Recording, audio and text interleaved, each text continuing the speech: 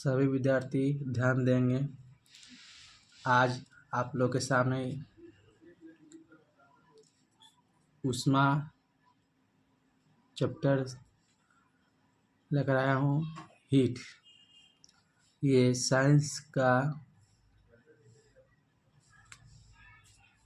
Chapter है, तो आइए हम सब इसको रीड करके समझते हैं कि ऊष्मा क्या कहलाता है, कैसे क्या होता है। और ये इसमें से एग्ज़ाम में क्वेश्चन पूछा जाता है, हर एग्ज़ाम में, चाहे कॉम्पिटिटिव एग्ज़ाम हो चाहे आपका एकेडमिक एग्ज़ाम हो।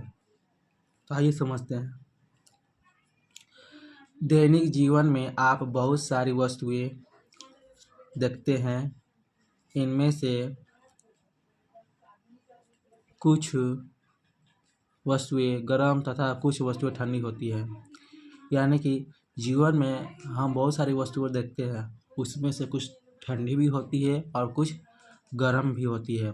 उदाहरण के तौर पर, उदाहरण स्वरूप चाय गर्म होता है और आइसक्रीम ठंडी होती है ना, वही बताया गया है। सूप गर्म होता है परंतु आइसक्रीम ठंडी होती है। जलती हुई गैस या चूल्हे पर रखी कतली गर्म होती है परंतु उसकी डंडी जो है, हैंडल जो है, ठंडी होती है। गर्म वस्तुएं में भी कुछ वस्तुएं दूसरों से अधिक गर्म हो सकती हैं। इसी प्रकार ठंडी वस्तुओं में भी कुछ वस्तुएं अधिक ठंडी हो सकती हैं। प्राय स्पर्श कर यह निर्धारित किया जा सकता है कि वस्तु गर्म है अथवा ठंड, परंतु कभी कभी वस्तुओं को स्पर्श कर यह निर्धारित करना कठिन हो जाता है। आइए इसे क्रियाकलाप द्वारा समझते हैं।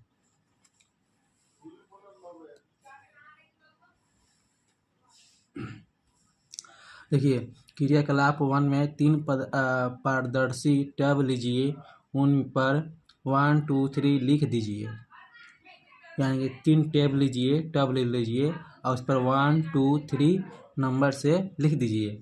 और टब 1 में थोड़ा गर्म पानी लीजिए। टब 1 में मतलब आप टब 1 में ले लीजिए गर्म पानी, और टब 2 में बर्फ़ डाल दीजिए, और टब 3 में नल का पानी डाल दीजिए। अब आप अपना दाएं हाथ टब 1 और बाएं हाथ टब 2 में डालिए। आपको दोनों हाथों में क्या महसूस होता है? दाएं हाथ में गर्मी और बाएं हाथ में ठंड महसूस होगी। तो 2 मिनट के बाद आप अपने दोनों हाथों को टब 3 में डालिए। आप क्या अनुभव करते हैं, आप बताइए मुझे। इस तरह से प्रैक्टिकल कीजिए, अनुभव समझ में आएगा, उसमें हीट का प्रयोग हो जाएगा, आपको समझ में आ जाएगा कि हीट क्या है। तो आइए एग्जाम्पल के तौर पर हम लेते हैं। देखिए, एग्जाम्पल पिक्चर में दिखाया गया है। Tub 1, tub 2, tub 3। टब 1 में लिया गया है गर्म पानी, टब 2 में लिया गया ठंडा पानी, आइस वाला पानी, और टब 3 में नॉर्मल पानी ले गया है, नल का पानी। ठीक है, तो यह 3 टबों में पानी के ताप अनुभव करना है। यह प्रयोग दर्शाता है कि गर्म तथा ठंडा तुलनात्मक शब्द है। सिर्फ स्पर्श करके आप नहीं बता सकते हैं कि यह वस्तु कितनी परिमाण में गर्म या कितनी ठंडी है। हाँ, ये भी यकीन है कि आप ये अनुभव करके नहीं बता सकते हैं कि कितना ठंडा है और कितना गर्म। ये हकीकत है कि आप ये अनुभव नहीं लगा सकते हैं, रीडिंग करके नहीं लगा सकते। जब तक आप अनुभव में अपने खुद से प्रैक्टिकल नहीं कीजिएगा, उसमें मालूम ही नहीं चलेगा कि आप कितना ठंड है कितना गर्म है ना। तो अपने प्रैक्टिकल करने के बाद समझ में आएगा। ठीक है, आगे पढ़ते हैं। अधिक ऊष्मा वाली वस्तुएं भी तुलनात्मक रूप से ठंडी लगती है। ऊष्मा ऊर्जा का एक रूप है। ऊष्मा जो है ऊर्जा का एक रूप है जो ताप कारण होता है। गर्म या ठंडा होने की माप तापमान या तापक्रम टेम्परेचर ऊष्मा हीट का एक प्रभाव इफेक्ट है। देखिए, कहने का अर्थ ये है, ऊष्मा हीट जब तक आप महसूस नहीं कीजिएगा तो आपको अनुभव नहीं लगेगा कि ठंडा है या गर्म है। तो ठीक उसी प्रकार ताप के कारण होता है। गर्म या ठंडा होने के माप तापमान, उसमें मालूम नहीं चलता कौन कितना डिग्री सेल्सियस में तापमान है, कौन क्या तापक्रम है, यानी कि टेम्परेचर है। उसमें हीट का एक प्रभाव है, इफेक्ट पड़ता है। प्रभाव यानी इफेक्ट। उसमें अधिक तापक्रम से कम तापक्रम की ओर प्रवाहित थर्मोमीटर का उपयोग किया जाता है। यानी कि इसको मापने के लिए थर्मोमीटर का उपयोग के लिए नहीं, तापक्रम मापने के लिए तापक्रम मापने के लिए थर्मोमीटर का उपयोग किया जाता है। यहाँ पर क्वेश्चन आएगा, तापक्रम मापने के लिए किसका उपयोग किया जाता है? तो थर्मोमीटर का उपयोग किया जाता है। तापक्रम मापने के लिए पहला क्वेश्चन यह रहेगा, तापक्रम मापने के लिए किसका उपयोग किया जाता है? तो थर्मोमीटर का उपयोग किया जाता है ना। तो इसको इस क्वेश्चन को ध्यान दीजिएगा, ये एग्जाम में पूछा जाता है, तापक्रम मापने के लिए किसका उपयोग किया जाता है? तो थर्मोमीटर का उपयोग किया जाता है। अब आइए देखते हैं,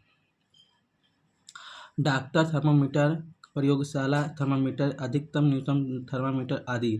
डॉक्टर के पास थर्मामीटर रहता है और उसका प्रयोग उसी के द्वारा टेम्परेचर नापने के लिए थर्मामीटर का उपयोग करते हैं। तापक्रम टेम्परेचर नापने के लिए किसका उपयोग करते हैं? थर्मामीटर का। अधिकतम न्यूनतम थर्मामीटर आदि है। अब आइए डॉक्टरोमीटर, डॉक्टरी थर्मामीटर।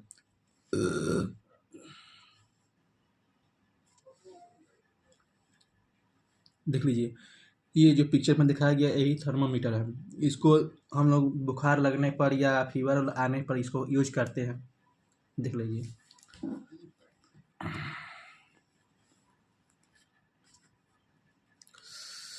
डॉक्टरी थर्मामीटर, जिस थर्मामीटर से बुखार लगने पर उसका तापक्रम मापते हैं उससे डॉक्टरी थर्मामीटर कहते हैं। ये पिक्चर दिखाई दे रहा होगा आपको, अच्छी तरह से ध्यान से देखते रहें इसको। डॉक्टरी थर्मामीटर, इसमें एक लंबी बारीक तथा समान व्यास की कांच की नली होती है। इसके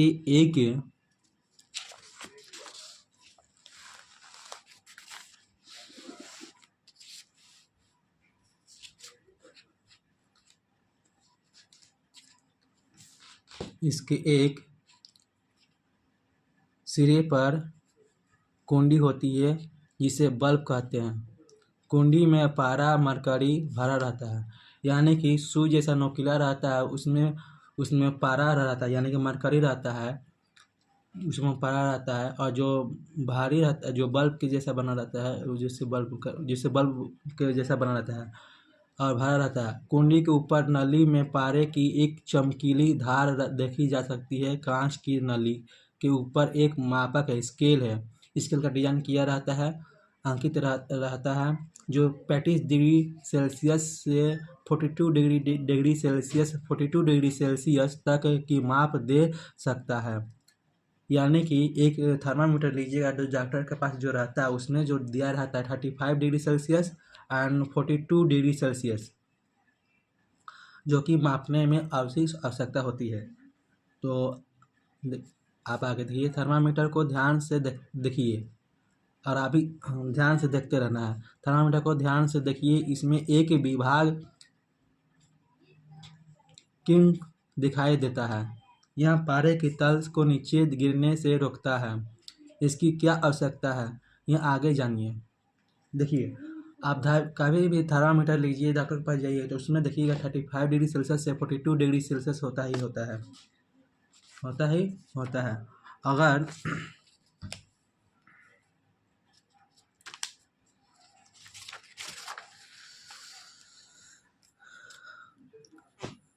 और आइए आगे देखते हैं, होता है।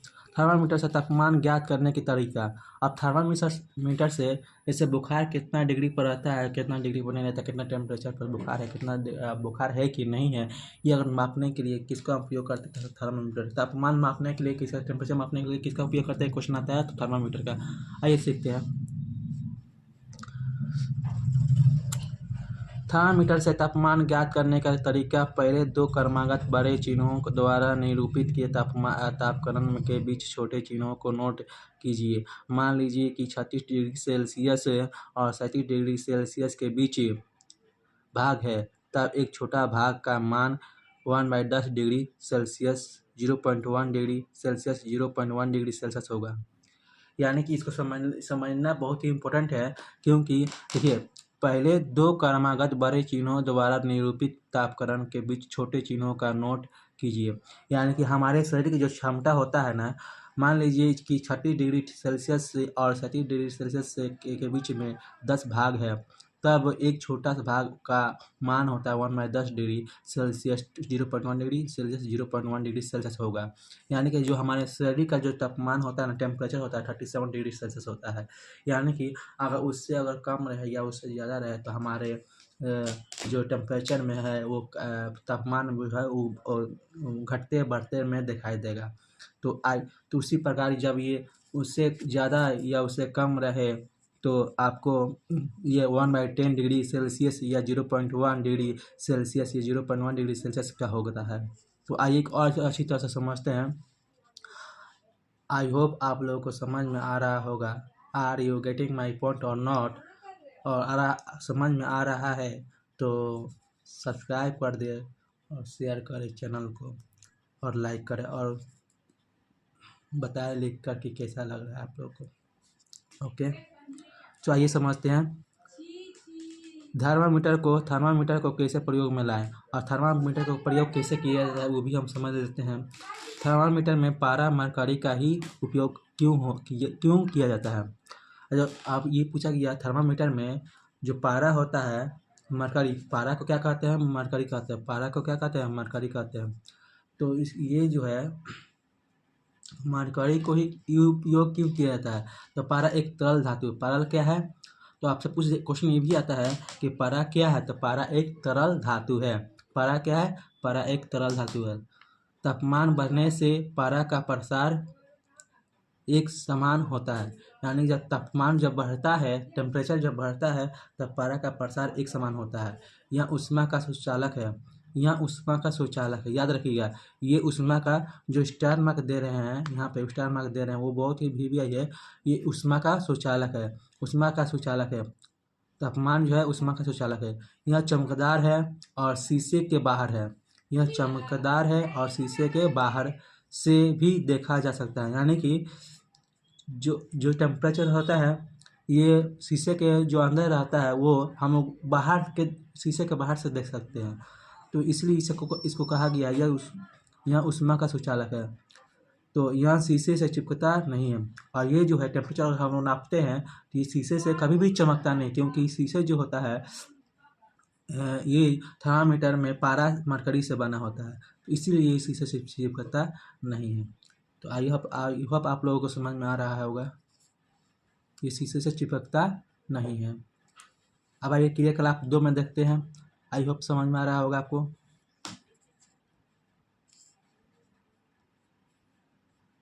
क्रियाकलाप 2, एक डॉक्टर थर्मामीटर लीजिए, इसमें से अपना और अपने 2 साथियों का तापमान मापकर लिखिए। डॉक्टर का थर्मामीटर ले लीजिए, इसमें से अपना और अपने दो साथियों का तापमान माप कर लीजिए। यानी डॉक्टर के पास जो थर्मामीटर आता है उसको ले लीजिए और अपने आप को और अपने दोस्तों को टेम्परेचर मापन कीजिए, टेम्परेचर मापिए, है ना, कि क्या आपके शरीर में कितना टेम्परेचर है, अभी कितना टेम्परेचर नहीं है, उसको समझ में आए कितना डिग्री सेल्सियस बुखार भी है, कौन सा डिग्री सेल्सियस बुखार नहीं भी है। तो आई होप समझ में आए। डॉक्टरी थर्मामीटर से केवल मानव शरीर का तापमान मापा जा सकता है। यानी थर्मामीटर से सिर्फ तापमान मापा जा सकता है, टेम्परेचर मापा जा सकता है, तापमान मापा जा सकता है। अन्य वस्तुओं का तापमान मापने के लिए प्रयोगशाला तापमापी का उपयोग किया जाता है। यानी कि ध्यान दीजिए, इधर आप सभी ध्यान देते रहे किताब की ओर, जो पढ़ा है उसको समझिए। और देखिए थर्मामीटर से सिर्फ इंसान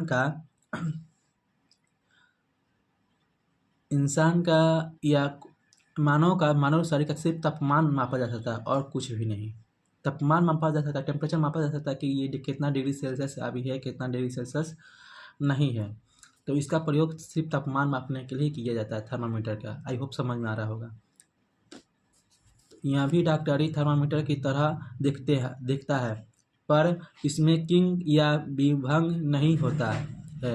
इसका परिसर 10 डिग्री सेल्सियस से 110 डिग्री सेल्सियस तक होता है। डॉक्टरी थर्मामीटर की तरह ही इसका पठन लिया जा सकता है। इसे प्रयोग करने की विधि क्रियाकलाप द्वारा समझा जा सकता है। 10 डिग्री सेल्सियस से 110 डिग्री सेल्सियस तक होता है। डॉक्टरी थर्मामीटर की तरह ही इसका पठन पठन लिया जा सकता है। इससे प्रयोग करने की विधि क्रियाकलाप द्वारा समझा जा सकता है।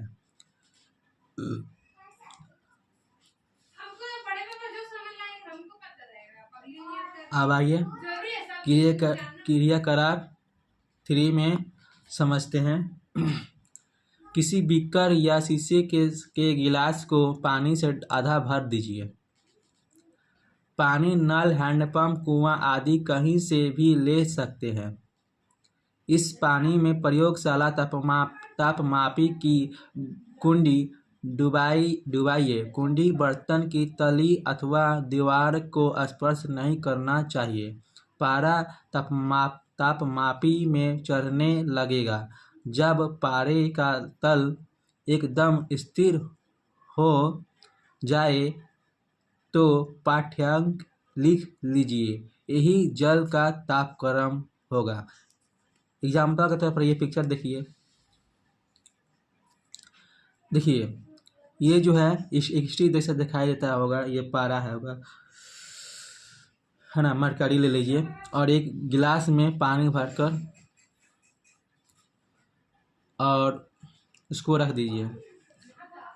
देखिए यहाँ पर लिखा हुआ दीवार को स्पर्श नहीं करना चाहिए, है ना। पारा तापमान में चढ़ने लगेगा और इसमें पानी रखिए। इसमें देखिए कुछ सिंपल कुछ नहीं लिया, खाली स्टिक लिया हुआ और इसमें पानी रखा हुआ। देखिए पानी नीचे में जो है, पारा जो है मरकरी के ऊपर में पानी क्या होगा, चढ़ने लगेगा।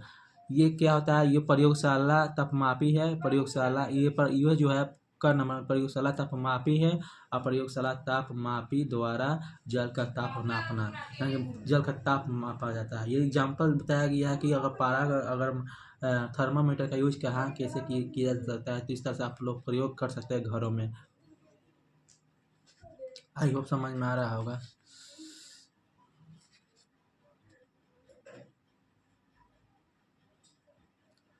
और यहाँ पर और भी है, आइए देखते सीखते हैं। यहाँ पर देखिए, उपर्युक्त प्रयोग आप दूसरे द्रवों गर्म या ठंडा के साथ भी कर सकते हैं। जैसे ही थर्मामीटर को पानी से बाहर निकालेंगे, पारा नीचे गिरने लगेगा। यानी कि जैसे पिक्चर में दिखाया गया था कि अगर इस तरह से अगर जैसे ही इसको आप देख रहे होंगे पिक्चर में, जैसे ही इसको निकालिएगा ऊपर में, तो ऊपर में जो यहाँ पर पानी जो आएगा, यहाँ से जो पानी यहाँ पर जाएगा, फिर इसको जैसे ऊपर कीजिएगा तो पानी इधर से फिर नीचे की ओर गिरने लगेगा। तो वही यहाँ पर क्वेश्चन में बताया गया है, आप लोग का बुक में ये जो है लिखा हुआ है। तो आई होप आप लोग समझ पा रहे होंगे और ध्यान से देखकर ये समझ में आएगा, गिरने लगेगा। विभंग के नहीं होने के कारण यह नीचे गिरता चला जाता है। अतः द्रव या पानी के अंदर रखे ही तापमान नोट कीजिए। अब आइए पता कीजिए। मुकेश ने डॉक्टरी थर्मामीटर से रीना का तापक्रम मापा। गीता ने प्रयोगशाला तापमापी से सुनील का तापक्रम मापा।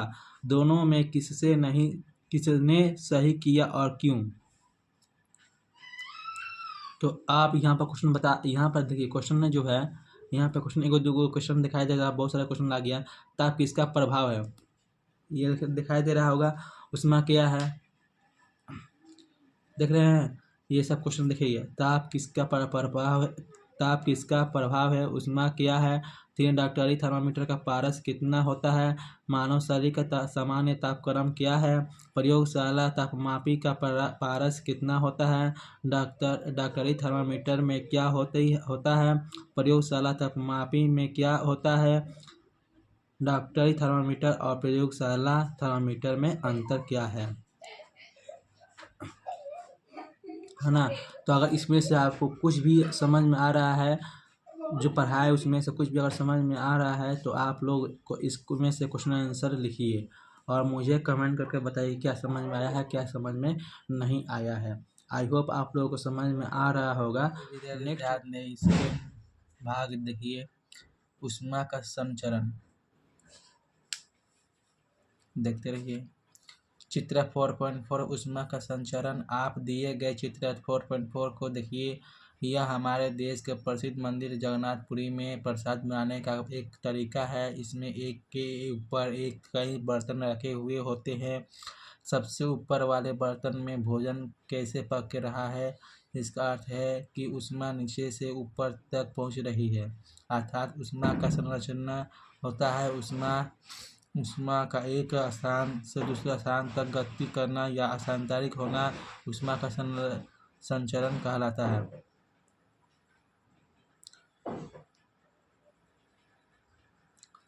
ऊष्मा नीचे से ऊपर तक पहुंच रही है, अर्थात ऊष्मा का संचरण होता है। ऊष्मा का एक स्थान से दूसरे स्थान तक गति करना या स्थानांतरित होना ऊष्मा का संचरण कहलाता है। तो ये क्वेश्चन आ जाता है, यहाँ से आंसर लिख सकते हैं इसको। ऊष्मा का संचरण तीन विधियां होती है। इसमें समझने के लिए एक क्रियाकलाप कीजिए।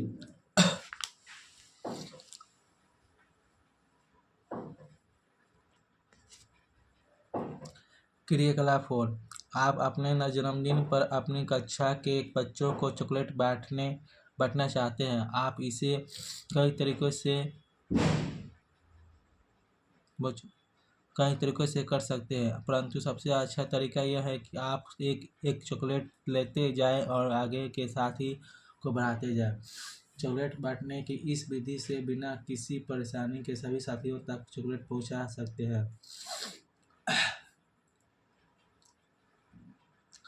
इसी तरह ऊष्मा के एक स्थान से दूसरे स्थान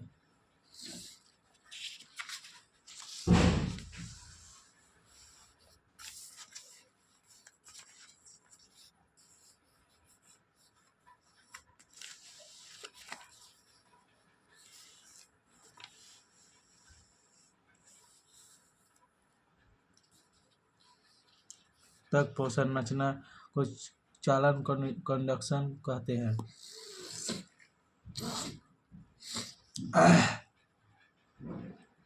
इस विधि से ठोस पदार्थ ऊष्मा का संचरण होता है। इसमें अधिक तापक्रम वाले क्षेत्र से कम तापक्रम वाले क्षेत्र में ऊष्मा का चालन होता है। इसे और अधिक स्पष्ट करने के लिए एक क्रियाकलाप कीजिए।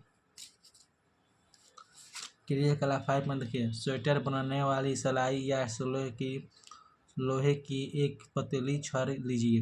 मोम की सहायता से इसमें चित्रानुसार बराबर दूरी पर पेपर पिन लगा दीजिए। एक स्टैंड में सलाई को लगा दीजिए। आप सलाई के एक सिरे को मोमबत्ती स्पष्ट ज्वालाकर से गर्म करना शुरू कीजिए और निरीक्षित कीजिए कि क्या हो रहा है। चित्र 4.5 किसी धातु की पट्टी में ऊष्मा के हस्तांतरण का अध्ययन। निष्कर्ष देखिए। ज्वालक के नज़दीक वाली सिरा पहले गर्म होता है, इसलिए इसके नज़दीक वाले पिन पहले गिर जाती है, अर्थात वह प्रक्रम जिसमें ऊष्मा किसी वस्तु के गर्म क्षेत्र से ठंडे क्षेत्र की ओर स्थानांतरित होती है, चालन कहलाता है। एक वस्तु से दूसरी वस्तु में चालन द्वारा ऊष्मा का प्रवाह के लिए शर्तें हैं। यहाँ पर देखिए। दोनों वस्तुएं संपर्क में हो, दोनों का तापमान अलग अलग हो। अगर दोनों संपर्कित वस्तुओं का तापमान एक हो तो ऊष्मा का चालन नहीं होगा। जब संपर्कित वस्तुओं का तापमान अलग अलग हो तो ऊष्मा का चालन तब तक होता है जब तक तापमान बराबर ना हो जाए। एक वस्तु का तापमान 24 डिग्री सेल्सियस है और दूसरी तक का तापमान 36 डिग्री सेल्सियस है, तो दोनों एक दूसरे से जुड़े हुए हैं। क्या ऊष्मा का प्रवाह होगा? अगर नहीं तो क्यों? अगर हाँ तो उसकी दिशा क्या होगी? यह प्रवाह कब तक होता रहेगी? होता रहेगा। इसका आंसर आप लोगों को मालूम है तो बताएं कमेंट में करके, और इस बुक रीडिंग करते रहें। ऊष्मा की चालक तथा कुचालक वस्तुएं, ये जो है बहुत ही वीवीआई है, इम्पोर्टेंट है, बहुत वीवीआई है, इम्पोर्टेंट है, ध्यान दीजिए। कुछ वस्तुएं ऊष्मा के अच्छे अच्छे चालक होते हैं, उनके ऊष्मा का सुचालक गुड कंडक्टर कहलाता है। गुड कंडक्टर को ही सुचालक कहा जाता है। जैसे लोहा, तांबा, एल्युमिनियम। लोहा, तांबा, एल्युमिनियम आदि चांदी ऊष्मा का सर्वश्रेष्ठ चालक है। और ये चांदी जो है सर्वश्रेष्ठ चालक किसका, उस सर्वश्रेष्ठ चालक है ऊष्मा का, इम्पोर्टेंट है ये। जिन पदार्थ से होकर ऊष्मा का संचरण नहीं होता है उन्हें ऊष्मा का कुचालक बेड कंडक्टर कहते हैं, कहा जाता है। प्लास्टिक, लकड़ी, कागज, सूती, कपड़ा आदि ऊष्मा को कुचालक है। हवा और पानी ऊष्मा के कुचालक है। आइए अब देखिए प्लास्टिक, लकड़ी, कागज, सूती, कपड़ा आदि ऊष्मा के कुचालक है। हवा और पानी भी ऊष्मा के कुचालक है। आइए अब देखिए कि पानी तथा अन्य द्रवों तथा वायु में ऊष्मा का संरचना कैसे होता है, इसे समझने के लिए एक क्रियाकलाप कीजिए। संवहन विधि। क्रियाकलाप 6। आप एक बीकर में आधी ऊंचाई तक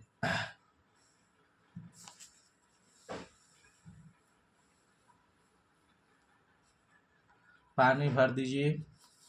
उसमें कागज के बहुत छोटे छोटे टुकड़े डाल दीजिए। टुकड़े पानी में भीगकर डूब जाते हैं।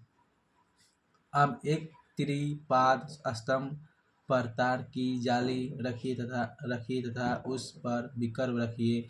उसके नीचे स्पिरिट ज्वाल को जलाकर उसके नीचे स्पिरिट ज्वाला को जलाकर रखिए और पानी को गर्म करना प्रारंभ कीजिए। कागज के टुकड़े गर्म होकर ऊपर उठते हैं और फिर बगल की ओर जाते हैं, अतः नीचे बैठ जाते हैं। एग्जाम्पल के तौर पर ये देखिए पिक्चर दिया हुआ है।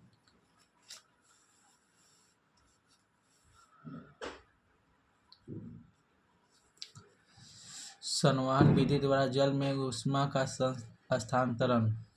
जल की बूंदें या कागज के कण ज्वालक से ऊष्मा पाकर ऊपर उठते हैं और फिर नीचे आ जाते हैं। इसी क्रियाकलाप में पानी के कण ऊष्मा ग्रहण कर ऊपर उठ जाते हैं, उनकी जगह दूसरे कण आ जाते हैं और ऊष्मा ग्रहण कर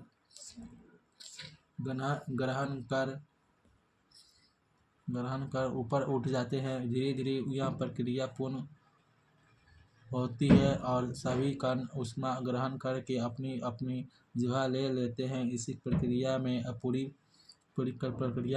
पूरा पानी गर्म हो जाता है।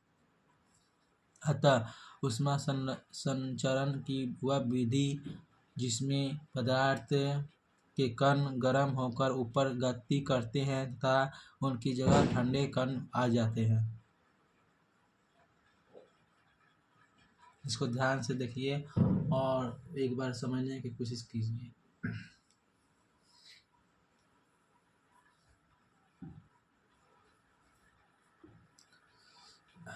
ध्यान से देखते रहें और बुक रीडिंग करते रहें।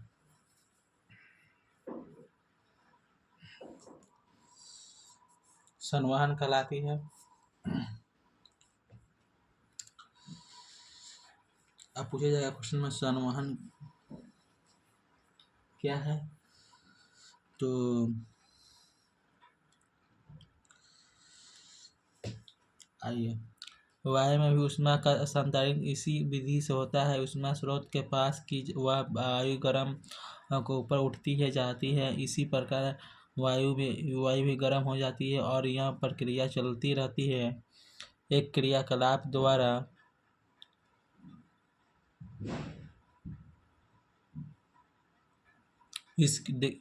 क्रियाकलाप द्वारा इसे देखिए।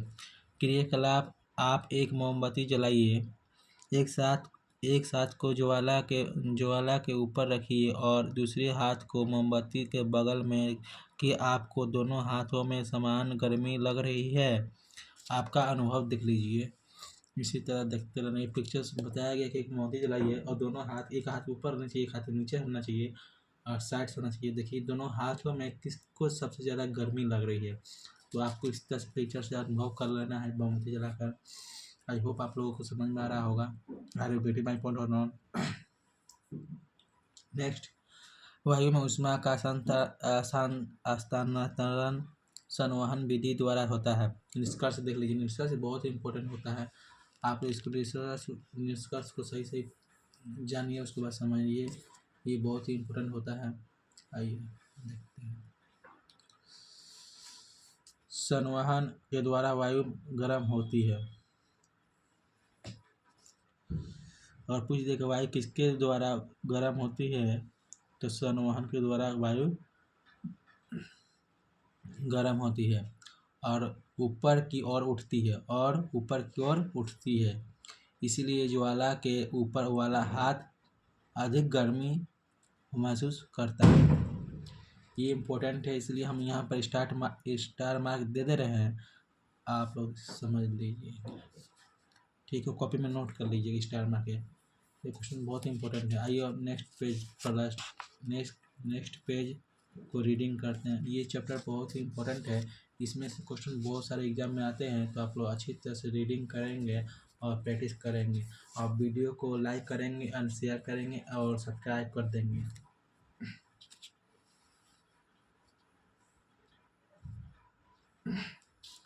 आइए संवहन का व्यवहारिक अनुभव सीखते हैं। समुद्री तट के क्षेत्र के लोग खिड़कियां समुद्र की ओर रखते हैं। दिन के समय स्थल जल की अपेक्षा जल्दी गर्म होता है। जल ऊष्मा का अच्छा चालक नहीं है। अगर कोई पूछ दे कि जल ऊष्मा का अच्छा चालक है या नहीं है, तो आप लोग क्या कहिएगा? ऑप्शन में दिया रहेगा जल ऊष्मा का कैसा चालक है, तो वहाँ लिखा रहेगा यस, नो, सही, गलत, तो नहीं होगा। ठीक है। स्थल के ऊपर की हवा गर्म होकर ऊपर उठती है तथा इसका स्थान लेने के लिए समुद्र से ठंडी हवा स्थल की ओर बहती है। चक्र को पूरा करने के लिए स्थल की गर्म हवा समुद्र की ओर चली जाती है। समुद्र की ओर से आने वाली हवा को समीर सी ब्रीज कहते हैं। सी ब्रीज को समीर कहते हैं। अब आती है रात्रि में यह प्रकरण उल्टा हो जाता है।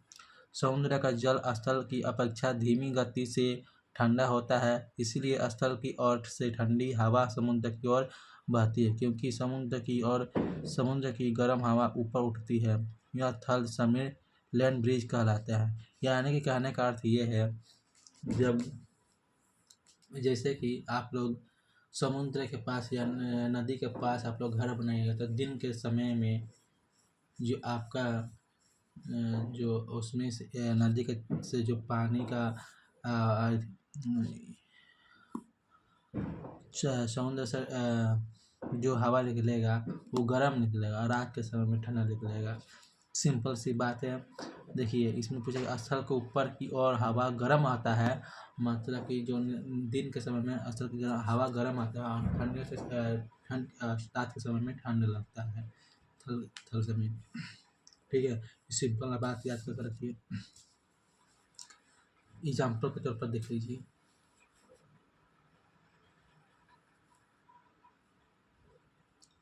पिक्चर में आपको दिखाई देता होगा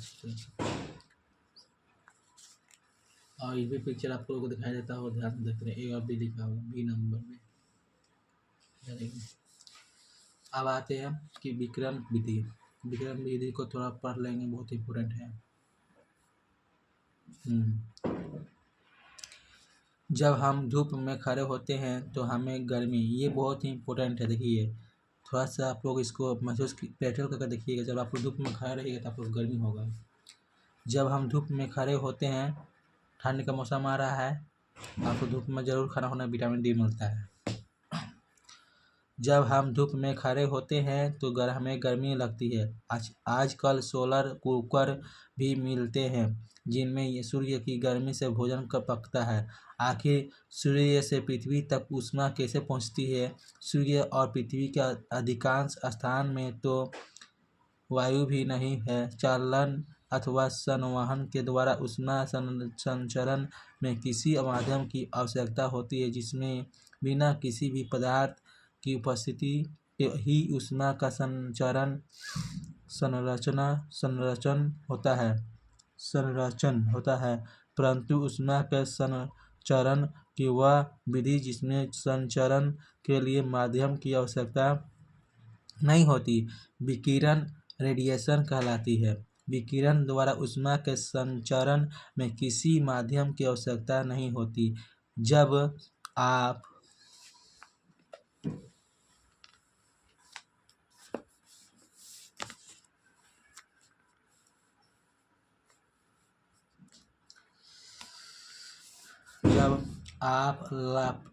तापते हैं या हीटर के सामने बैठते हैं तो इसी प्रक्रम द्वारा ऊष्मा प्राप्त होती है। देखिए, शुरू में जब रीडिंग किए थे पीछे पेज में पढ़ा चुके हैं कि ऊष्मा क्या है। ऊष्मा ठंड और गर्म महसूस करने की एक विधि है, जिसमें हीट जो हम लोग शरीर में महसूस होता है, हीट का, गर्मी का, ठंडा का, दैट इज कॉल्ड ऊष्मा यानी कि हीट। It is energy. ऊष्मा क्या है? ऊष्मा एक एनर्जी के फॉर्म में काम करता है, ऊर्जा के फॉर्म में काम करता है, एक ऊर्जा का रूप है। ऊष्मा एक ऊर्जा का रूप है। कोई आपसे पूछ दे कि ऊष्मा क्या है तो आप लोग बोल सकते हैं ऊष्मा ऊर्जा का एक रूप है ना। उसी प्रकार बताया गया, ज्वाला से हटा कर रखा कोई गर्म बर्तन ठंडा होते हैं समय अपने कुछ ऊष्मा को विकिरण द्वारा ही संचरित करता है। सभी गर्म पिंड विकिरणों के रूप में ऊष्मा रेडिएट करते हैं। विकिरित मतलब होता है रेडिएट करते हैं। जब ये ऊष्मा विकिरण किसी अन्य वस्तु से टकराते हैं तो इनका कुछ भाग परावर्तित हो जाता है, कुछ भाग अवशोषित हो जाता है। ऊष्मा के अवशोषित भाग के कारण वस्तुओं का ताप बढ़ जाता है। आप इस प्रश्न को उत्तर दे सकते हैं कि चीज़ें कैसे गर्म और ठंडी हो जाती है। तो आइए अब जानिए कि ऊष्मा के संचरण की इन विधियों का हमारे दैनिक जीवन में क्या उपयोग होता है। गर्मियों के में सफ़ेद या हल्के रंग के वस्त्र आरामदायक होते हैं। देखिए, ये जो है बहुत ही इम्पोर्टेंट है। जितने भी स्टूडेंट हैं गर्मी के टाइम में गर्म मतलब कि वाइट कपड़ा पहना करें। वाइट कपड़ा पहनने से क्या होता है, सन का जो लाइट है वो कम होता है, यानी कि वाइट कपड़ा पे सन का लाइट कम आता है, जिसके कारण गर्मी का जो महसूस होता है वो कम होता है। इसलिए गर्मियों में वाइट रंग के कपड़ा पहना करें, ठीक है। जबकि सर्दियों में गहरे रंग के वृष्टि अपेक्षाकृत अधिक ऊष्मा अवशोषित करते हैं, इसलिए इनमें गर्मी अधिक हो लगती है। गर्मी के दिनों में हमें सफ़ेद वस्त्र या हल्के रंग के वस्त्र आरामदायक हो लगते हैं। हल्के रंग के वस्त्र उसमें विकिरण के अधिकांश भाग को प्रभावित कर देते हैं। सर्दियों में ऊनी वस्त्र पहनते हैं। ऊन ऊष्मारोधी है। इसके अतिरिक्त उनके रेशों के बीच वायु फंसी रहती है। यह वायु हमारे शरीर की ऊष्मा को परिवेश में विकिरित होने से रोकती है, अतः हमें गर्मी लगती है। गर्म प्रदेशों में मकानों की सफ़ेद या हल्के रंग से पुताई करने पर वे अपेक्षाकृत कम गर्म होते हैं।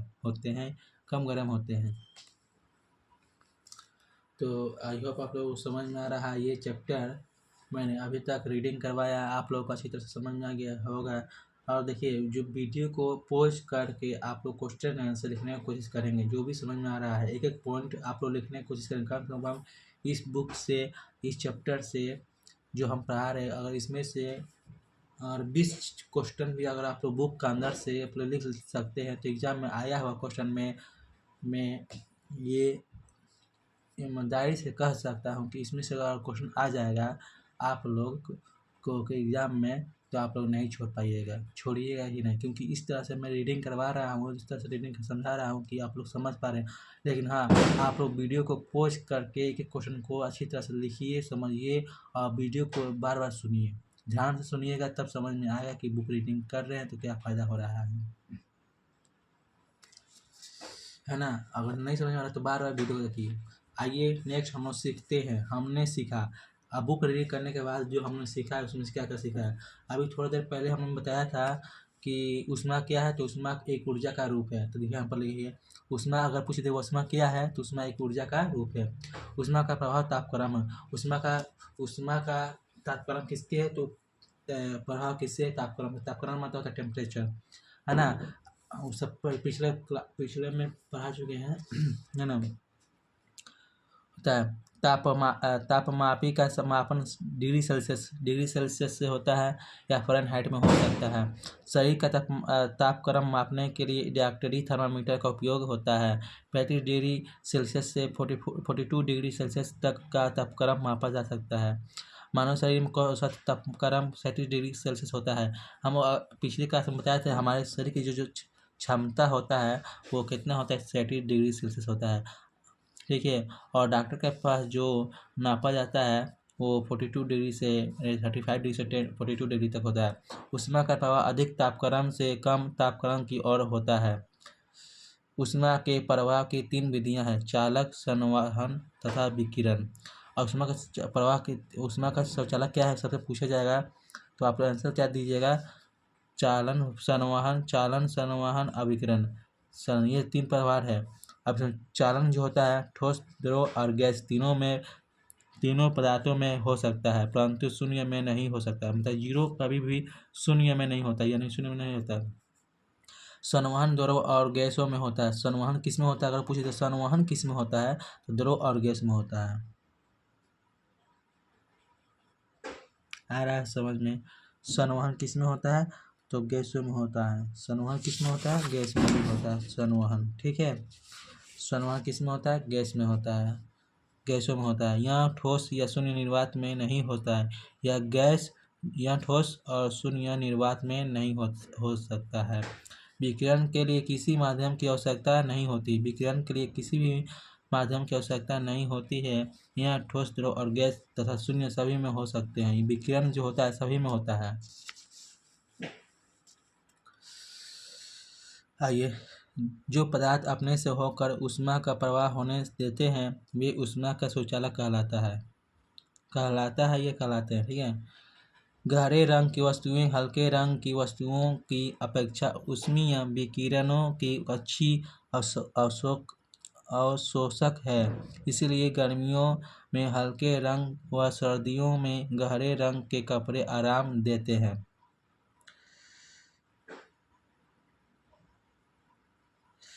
तो अभी थोड़ा देर पहले बताया था कि गर्मियों के लिए सबसे अच्छा जो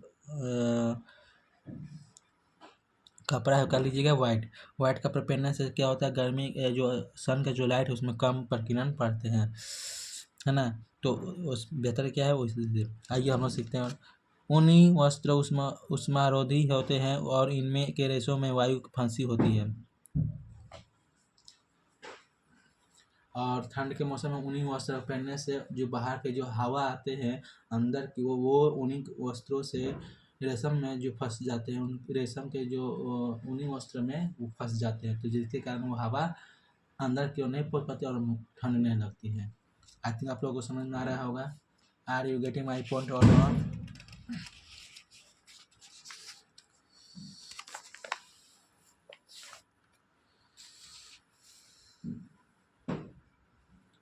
ध्यान से देखिए, ये जो है ये आप लोग को दिखाई दे रहे हैं, ये बहुत ही इम्पोर्टेंट है। ये जो है बहुत ही इम्पोर्टेंट है, यही है आप लोग को ऊष्मा का मास्टरमाइंड यही है। इनका नाम है डेनियल गेब्रियल नाम है इनका। इन्होंने फ़ारेनहाइट एक भौतिक गतियत है, यानी कि ये भौतिक में फ़ारेनहाइट इस ऊष्मा का टेम्परेचर मापने का प्रक्रिया सबसे पहले इन्होंने बताया था, डेनियल गेब्रियल, ठीक है, डेनियल गेब्रियल नाम है, ठीक है, जिन्होंने एल्कोहल थर्मामीटर की खोज 1709 में की थी। एल्कोहल थर्मामीटर की खोज 1709 में की थी एवं पारा थर्मामीटर की खोज 1714 में 1714 में की थी। इन्हें तापक्रम मापने के फ़ारेनहाइट मात्रक के निर्माणकर्ता के रूप में जाना जाता है। मतलब इन्होंने सबसे पहले टेम्परेचर तापक्रम मापने की क्रियाकलाप बताया था। यह मात्र उन्हीं के नाम से जाना जाता है और ये केवल ऊष्मा तापक्रम टेम्परेचर के नाम से ही इनको जाना जाता है। अल्कोहल थर्मामीटर की खोज किसने की थी, तो आपको उनको बताना डेनियल, ठीक है, डेनियल गेब्रियल, ठीक है, डेनियल गेब्रियल, ठीक है, डेनियल। यहाँ पे लिख देते हैं वाइट रंग से, आप लोग को दिखाई शायद देता होगा इधर से, यहाँ से लिख देते हैं डेनियल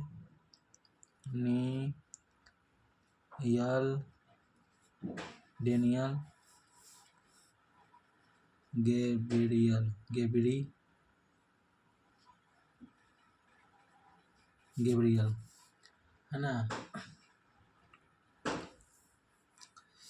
तो आई होप आप लोगों को समझ में आ रहा होगा। आइए, शिक्षक निर्देश बच्चों को अनुभव से ज्ञान प्राप्त कराना अपेक्षित है, इसलिए पहले उनसे क्रियाकलाप कराएं। देखिए, ये सब तो आम बात है, तो ये तो आप तो सभी रीडिंग करके सीख ही गए होंगे आप तो। आई थिंक मेरे ख्याल से आप लोग रीडिंग कर पाइएगा। देखिए, अगर देखिए अब यहाँ पे अभ्यास लिखा हुआ है, तो देखिए सही उत्तर पर सही का निशान लगाइए। इनमें से क्या ऊष्मा रोधी है? लोहा है, सोना है, चांदी है, प्लास्टिक है। तो आप लोग जो आंसर आएगा बता दीजिएगा, कमेंट कर दीजिएगा, है ना। इसमें बहुत आसान दिया क्वेश्चन, ये भी कर दीजिएगा। पहला हो गया, दूसरा हो गया। एक खाना पकाने का बर्तन काला होता है क्योंकि काले पदार्थ में अधिक गर्मी अवशोषित करते हैं, काली सतहों को साफ करना आसान होता है, काले पदार्थ अधिक गर्मी के दर्शाते हैं, बर्तन की सामग्री क्षतिग्रस्त नहीं होती है। तो आई होप आप लोगों को ये क्वेश्चन समझ में आ गया होगा, बहुत ही आसान है। तो आप लोग टिक करके कमेंट करके बताइएगा कि क्या आंसर आएगा, ठीक है। और देखिए 3 नंबर में देखिए, लोहे की गोली को 50 डिग्री सेल्सियस तक गर्म किया गया, इसे पानी से भरे एक मार्ग में गिरा दिया गया, पानी का तापमान 50 डिग्री सेल्सियस था, तो उसमें का प्रभाव क्या होगा? तो ये बहुत ही आसान। देखिए, लोहे की गोली से पानी की ओर होगा, तो इसमें क्या होगा? आपको देखिए ऑप्शन दिया हुआ 1 2 3 4, आपको रीडिंग 1 2 3 4 ये ऑप्शन दिया हुआ है। इसी तरह आप लोग क्वेश्चन देख लीजिए, बहुत सारे क्वेश्चन नहीं आप लोग दिया हुआ, जो भी क्वेश्चन देख लीजिए और आप लोग बनाने की कोशिश कीजिएगा। और देखिए 1 2 3 4 इसमें से जो भी क्वेश्चन आपको समझ में आता है, पहले क्वेश्चन को वीडियो को पॉज कर लीजिए, फिर उसका आंसर क्वेश्चन लिख लीजिए कॉपी में, उसका आंसर लिखिए, उसके बाद आप मुझे कमेंट करके इसका आंसर कमेंट करके भेज दीजिए, है ना। ऐसा आंसर कमेंट करें। और यह चैप्टर कंप्लीट हो चुका है, यानी कि ये चैप्टर समाप्त हो गया। कल से एक नया चैप्टर लेकर आएंगे। ये चैप्टर एट दी एंड हो गया, आज ही दी एंड हो गया। तो आई होप सभी स्टूडेंट को ये क्वेश्चन, ये जो है चैप्टर अच्छी तरह से ऊष्मा चैप्टर जो है, हीट चैप्टर जो है समझ में आया होगा। अभी भी अगर किसी को समझ में नहीं आया है तो अपना नाम और कमेंट करके लिख दें, बोले कि सर ये आप नहीं आया है समझ में, तो मैं समझाने की कोशिश करूँगा। आई होप आप लोगों को समझ में आ गया होगा। Are you getting my point or not? और आ गया समझ में तो यस करे कमेंट में करें यस, है ना। ओके, फिर मिलेंगे अगले वीडियो में, तब तक लिए thanks for watching this video. Okay, thank you so much.